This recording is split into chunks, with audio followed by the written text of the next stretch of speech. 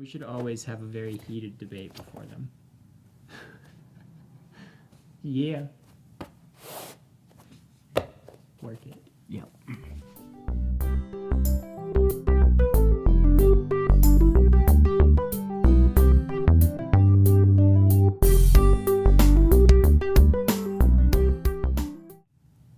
Hey everybody, welcome to Seriously Lighthearted Yoga. Welcome. Thank you, Kai. They feel very welcomed. Yeah. Actually, I don't know that Hopefully for sure, they do. but they probably do. Anyway, we're going to be talking about dualism.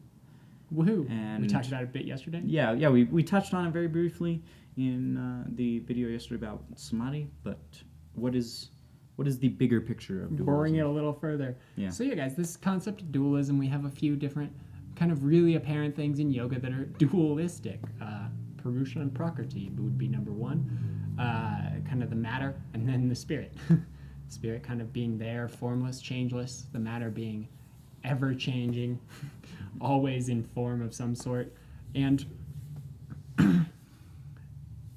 in yoga, we have a word for kind of this dualistic nature of things, and it's called Maya, and it actually is also the word for illusion, and this illusion that we talk about is always drawn in yoga through the dualism. So the fact that you differentiate yourself from other people is creating an illusion between you and that person. And it's also like when you don't have that sense of unity, there is some sort of illusion that has been pulled over your eyes, is what this concept in yoga is bringing us. So Maya is illusion created through this dualistic nature of our own perception.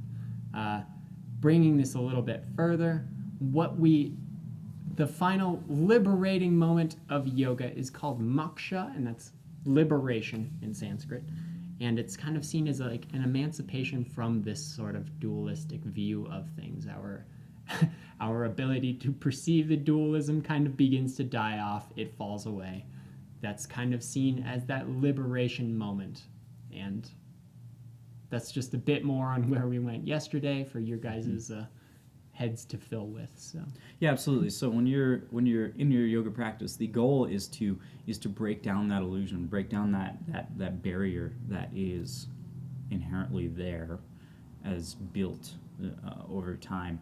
The idea towards unity and towards this awareness that we're talking about is to tear that down. And that doesn't mean that you can't still be an independent person. You get to stay that way. As it turns out, you can't not have the illusion if you don't have the illusion.